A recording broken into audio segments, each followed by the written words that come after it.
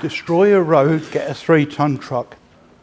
Is there anybody here hasn't heard Rob say that at least 25 times? Didn't matter how many conversations we had, it was always a truck. No, trucks went on railways, lorries go on roads.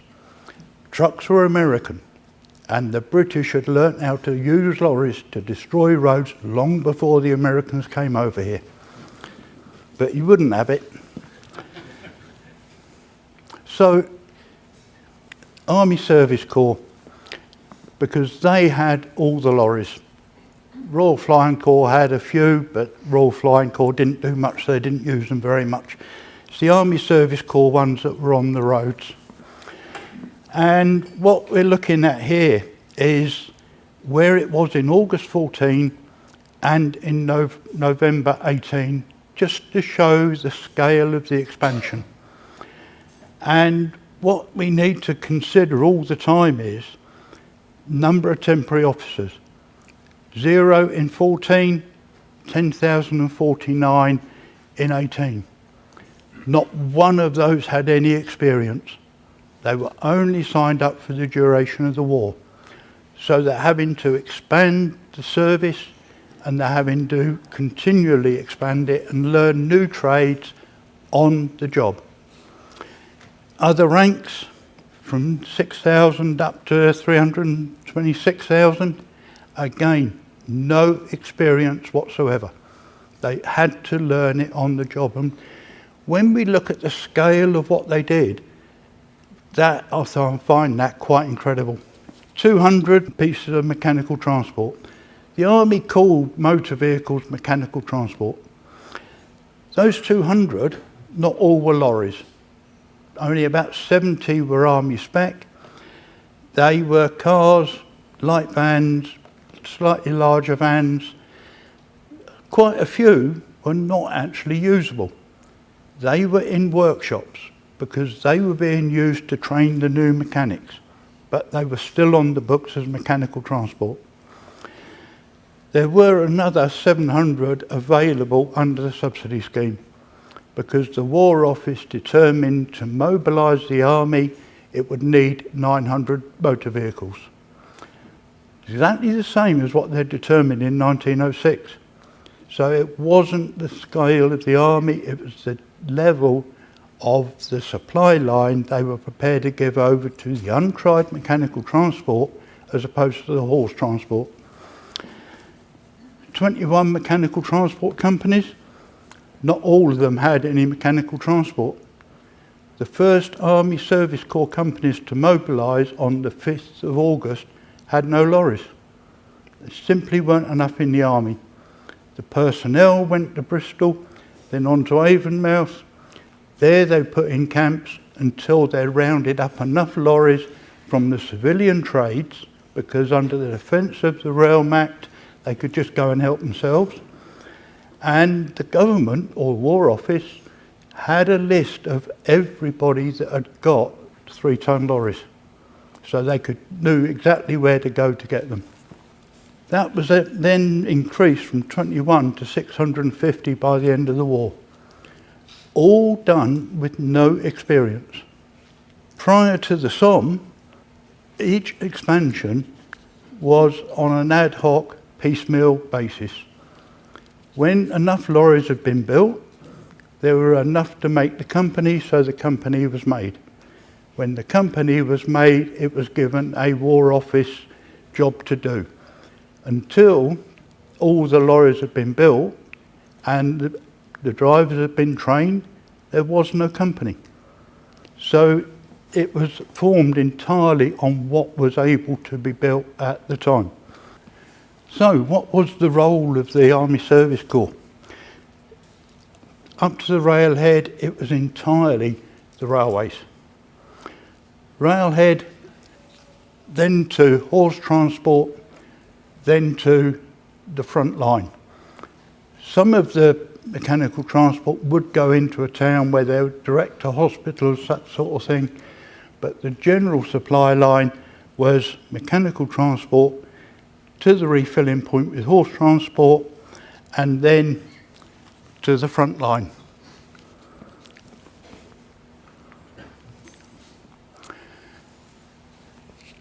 the Somme changed everything.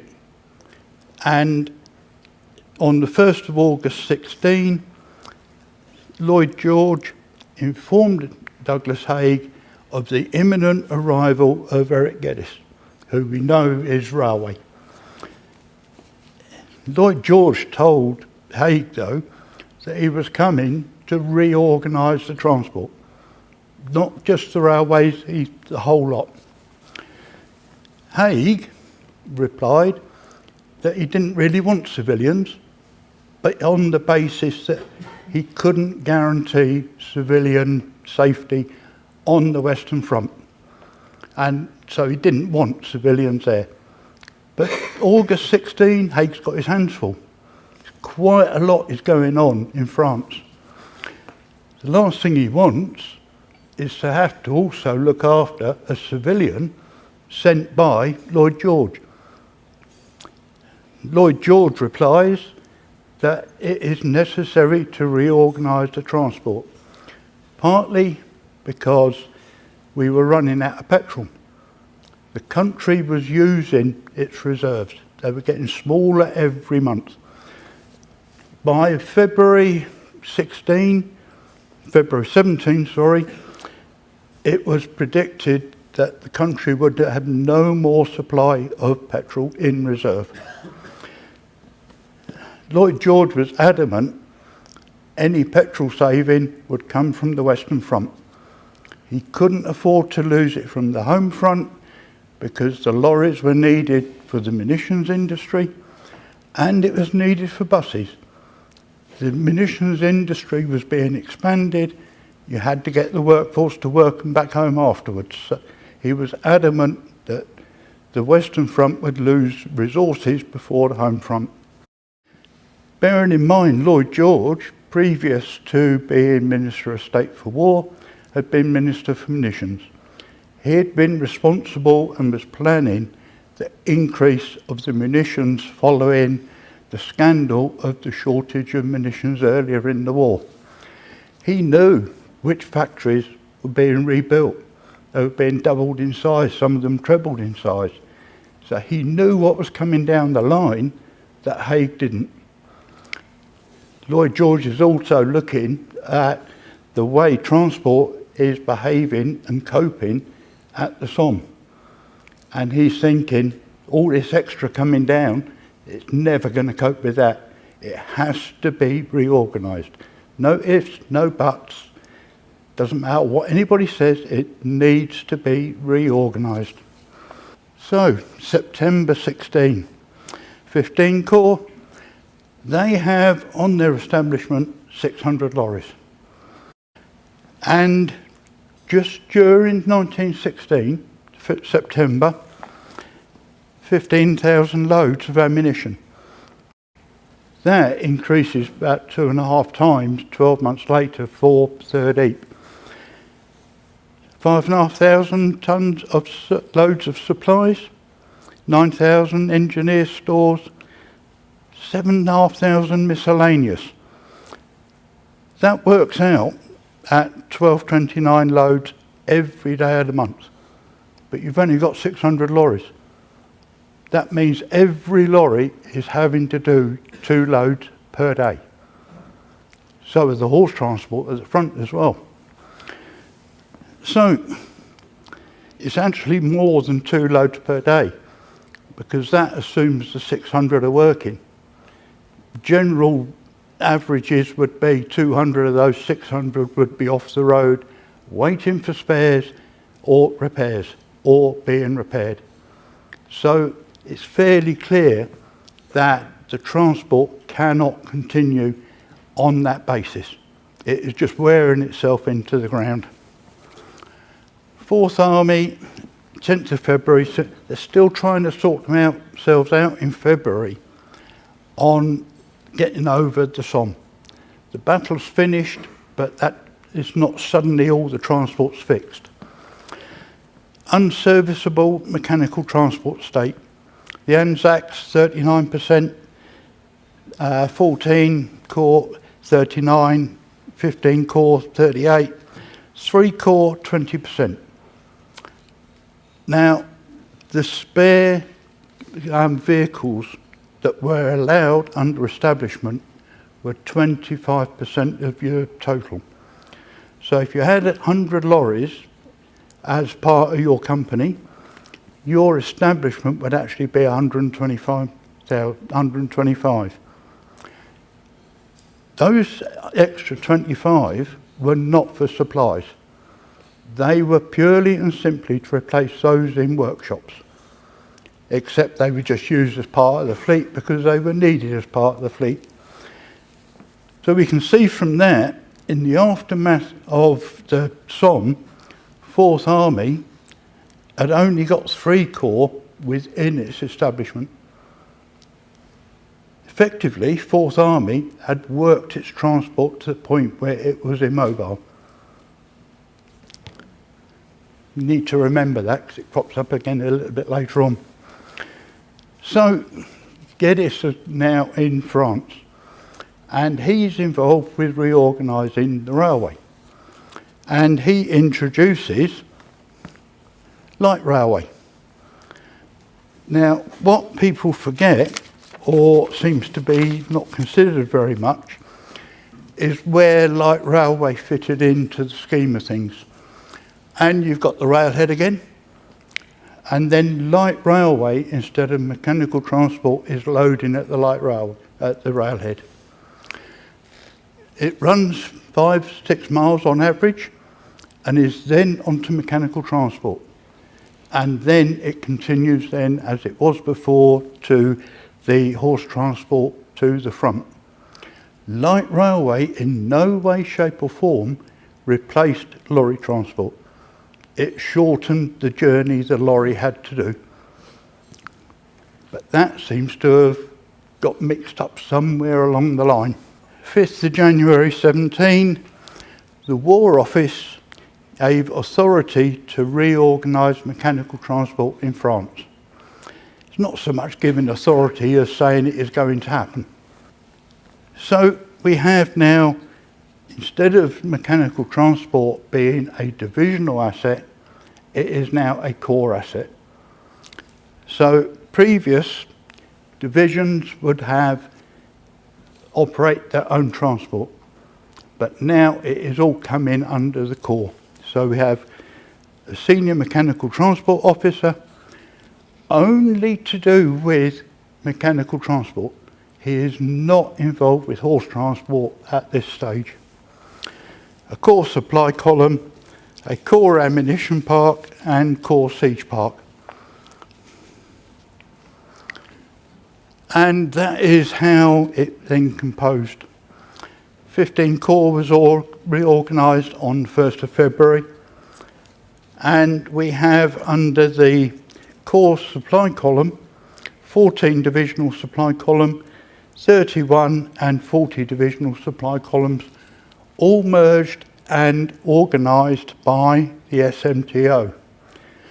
Previously, you would have a situation where if they all had 100 lorries each, 31 division might need 150. 14 division might only be using 20, but they're not going to let the other division have any. The army are awful at hanging on to their assets. Doesn't matter who else needs them, they're not going. Bringing it under core control meant that the core transport manager, the SMTO, could actually use the assets that were needed rather than have them being wasted or stood idle when they were needed elsewhere. So it made perfect sense. More to the point, got 3 companies, 100 lorries each. Merged them all into one in effect, and you only need 250.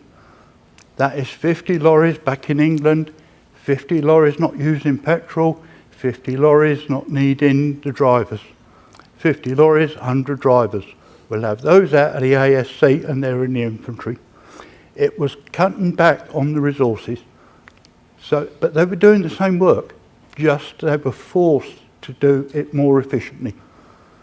Nobody likes to lose vehicles, but what it does do is it focuses the mind on actually getting the planning right, instead of just being able to get up in the morning and say, right, we use those, because they're there. And that was the whole premise behind all of the reorganising. Although it is backed to a degree with the fact that Geddes has introduced light railway, and that is one of the reasons they say they can reduce their lorry transport.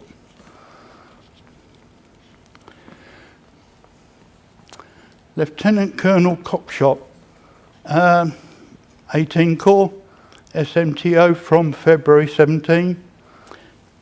He has written to GHQ with his war diary, trains between 6 and 30 hours late.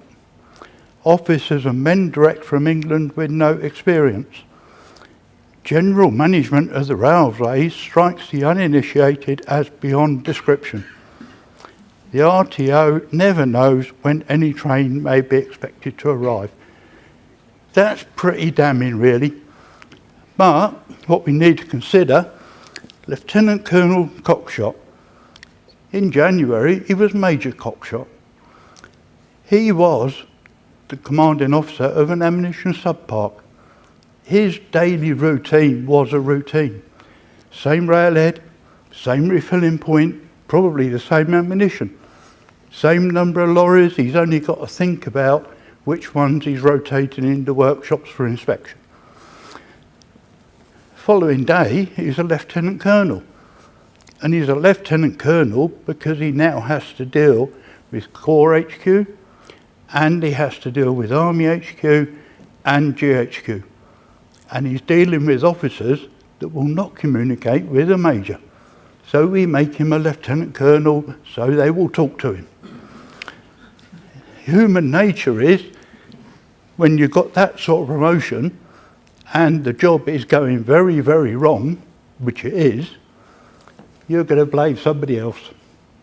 And the railways are there, and we've got roads, and we've got railways, and there is a rivalry that is still there today. So we'll blame the railways. Trains between 6 and 30 hours late. So his supplies at the Army are between 6 and 30 hours late. Not my fault, go if it want on the train. Officers and men direct from England, no overseas experience. Where were they going to get any overseas experience? Overseas experience in those days was if you went to the next county for your holiday. You know, it is not going to happen. He himself went to France with no overseas experience. But we may as well blame everybody else. I'm not taking the blame for this going wrong. General management of the railway strikes the uninitiated as beyond description. Basically, when he wants to ask them something, they're not replying. RTO, Railway Transport Officer, never knows when any train may be expected to arrive.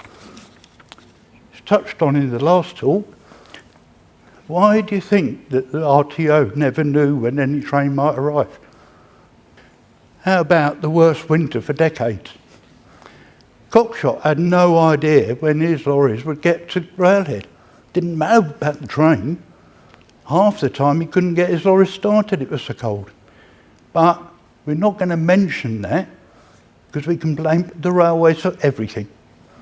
As I said, I would blame Rob for this talk, and I'm just following on what is. So, by the middle of March, the situation has reached a point where all the SMTOs have now decided to get together and have a conference. They're all in the same position. There is not a single SMTO on the Western Front not in the same position as Cockshott was. The problem is that they're all struggling. So they've convened all the Third Army Conference, and they have brought in there the Director of Transport and the Deputy Director of Supplies and Transport. Director of Transport is GHQ. Deputy Director of Transport is the Director of Transport at Army level. So this is where we start to find now with this conference that the system is not quite working. There's a disconnect between the top and the ground. Stated, MT is constantly overworked.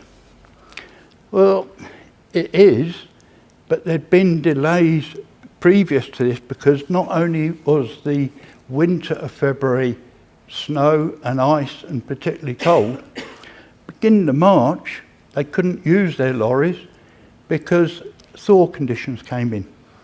And lorries were banned from the road when it was thawing. Simply, they destroyed it. So if they're going to destroy it, we won't let them on.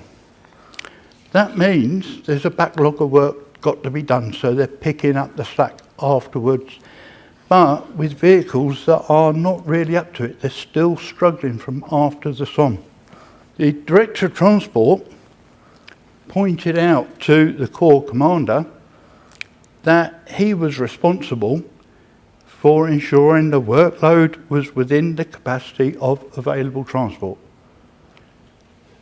What is the Director of Transport talking about?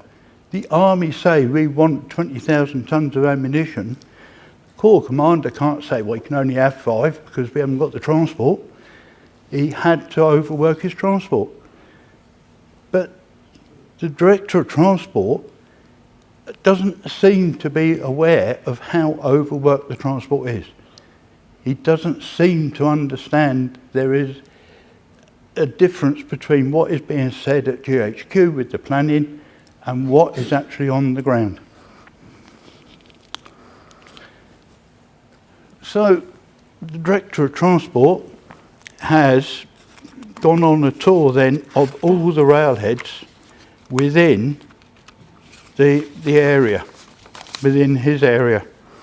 And he's concluded that MT at every one was being worked to breaking point. He was the Director of Transport, of roads, because he wasn't involved with railways, in France. And yet he's had to go on a tour of the railheads to discover what the workload is. He should already have known that, and he should certainly have been doing it before March to see what was going on. But we come back now, we're going to pass the buck again. Blame it on the reliability of the railways. So nothing to do with us, it's the railways. Census revealed that of the 299 spare lorries permitted, how many do you think were unserviceable? Anybody like a guess? 658 of them. Third Army, along with Fourth Army, was effectively immobile. It wasn't going anywhere. If the Germans had chosen to advance at that point, they could have just walked straight through. But the Germans were in a worse position than what we were, so that wasn't happening. But that gives an indication as to how much the transport was being overworked. Bearing in mind that when they've amalgamated it all to bring it all under Corps transport, they've taken lorries away from the Corps and back to England to save resources. And this is the situation. There's a disconnect there as to how much work the lorries are doing compared to what they are doing in theory on paper at GHQ and the War Office level.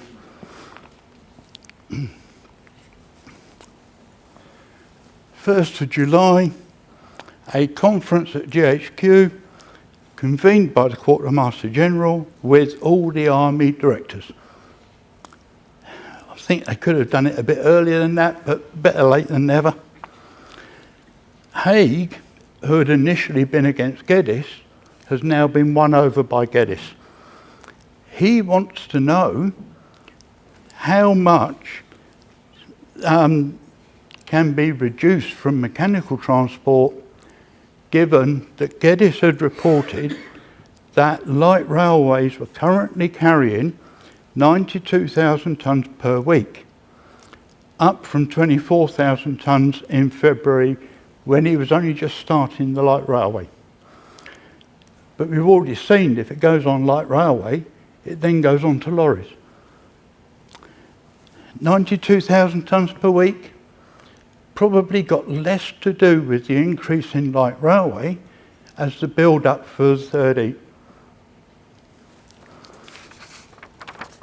But Hague is after reducing mechanical transport again in order because the light railway has been increased.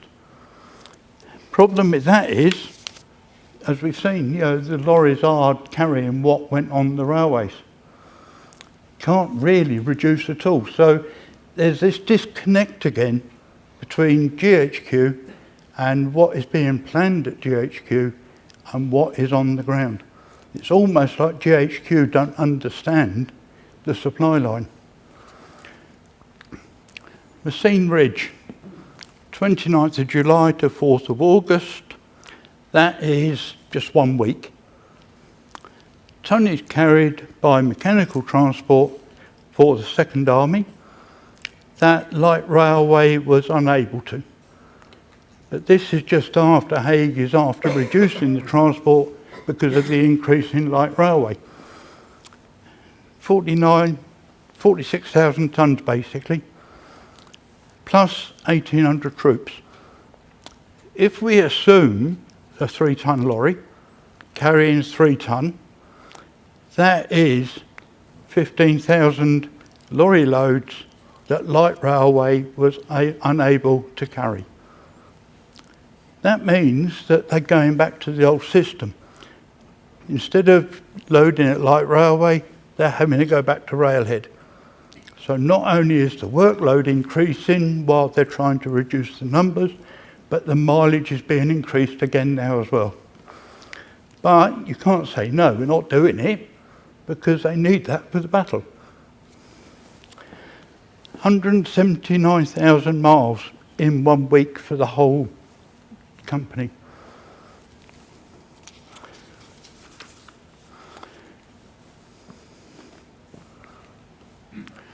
Fifth Army conducted a manpower census by Deputy Director of Supplies and Transport for the Deputy Director of Transport in August 17. So it's quite a busy time to be starting people having to conduct census and things like that. They've probably got a bit more on their plate. But it was to establish how much manpower could be reduced considering the increase in light railway. But we've just seen how much light railway couldn't carry that the lorries had to come in and carry. But GHQ and the War Office are still thinking about reducing the numbers. So it doesn't quite work out increasing the workload while reducing the numbers.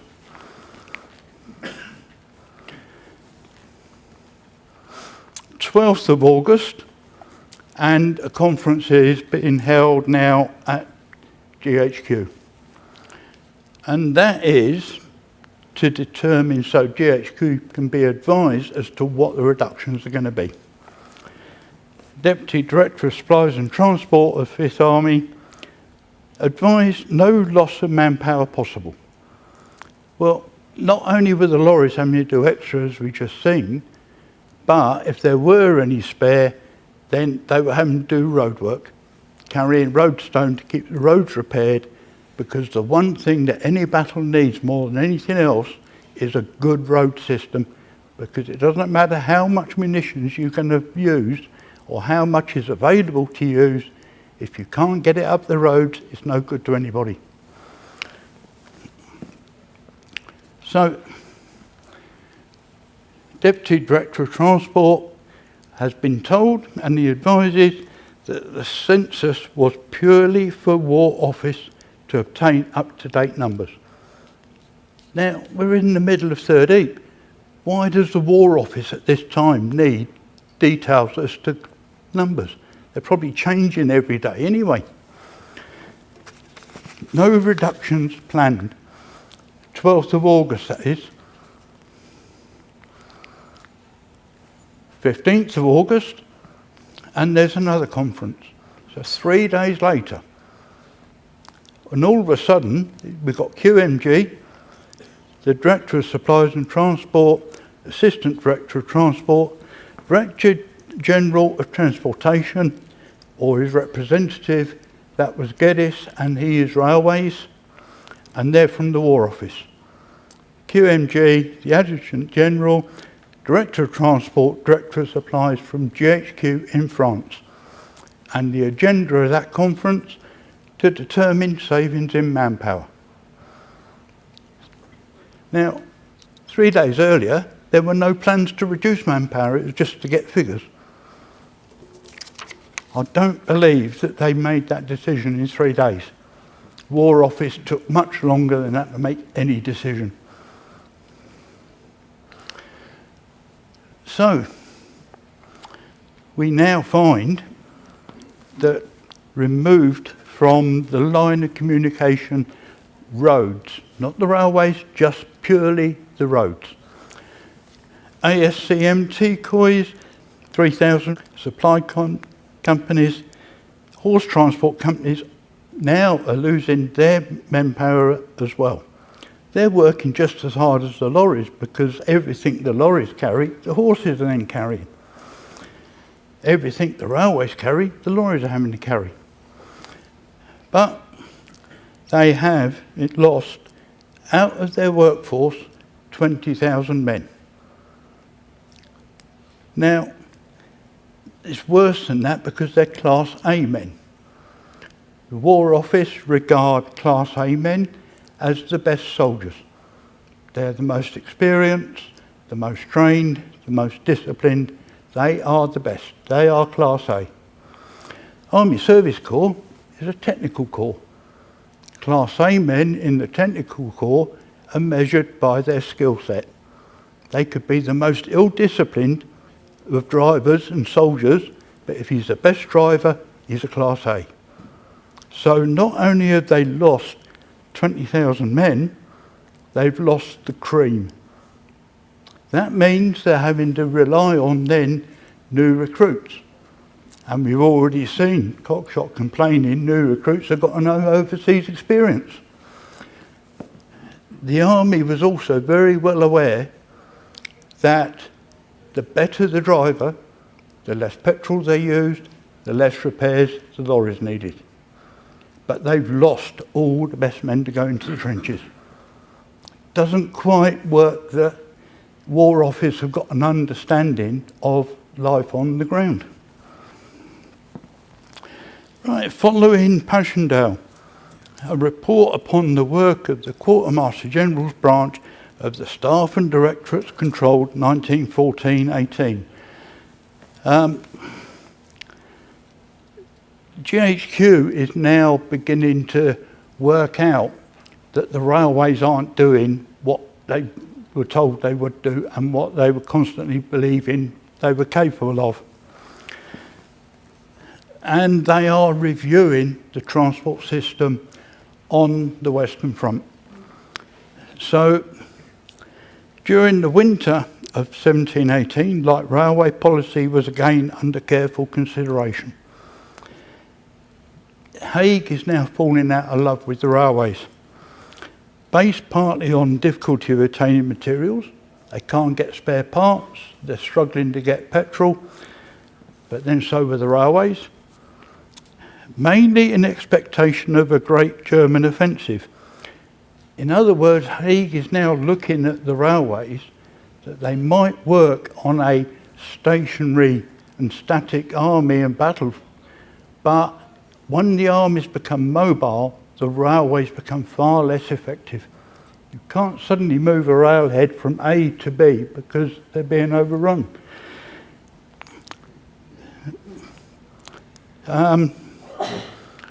But the failure at Passchendaele.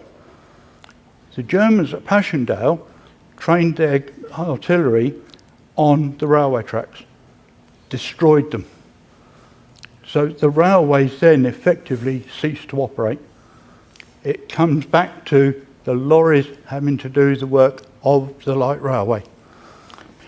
So following the destruction of the railway, he's looking at that, and he has ordered that 5th Army and 4th Army actually dismantle all their light railway, because he doesn't want the Germans being able to use it should they mount their attack.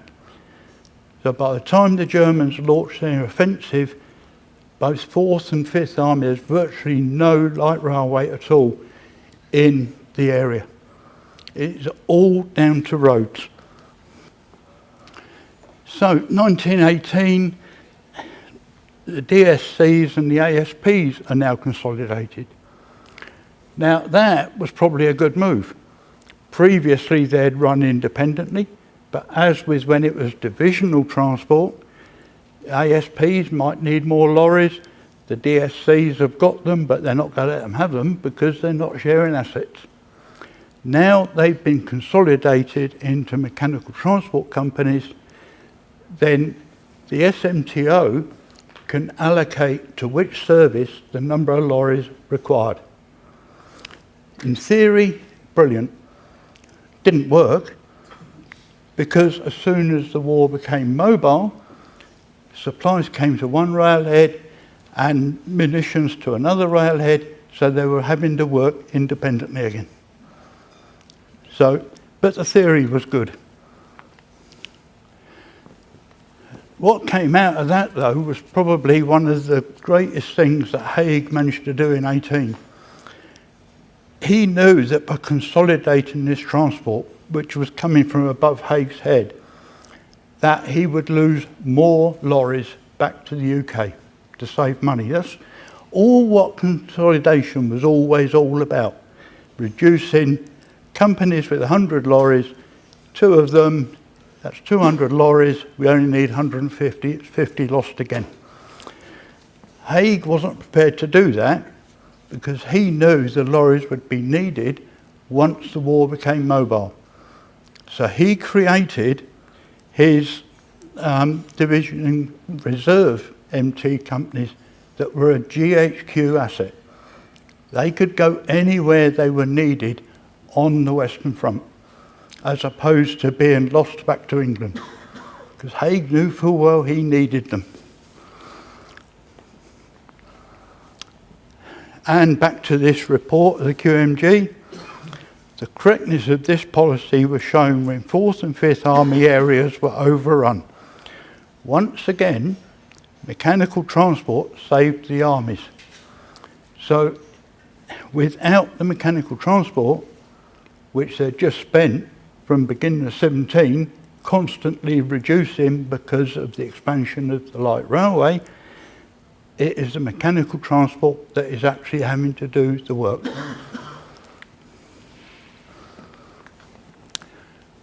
Armistice, and reports vary. I've seen some reports that the army had got 60 miles ahead of railhead. The average seems to be between 40 and 50 miles. So the lorries now are having to do a 40-mile journey at minimum.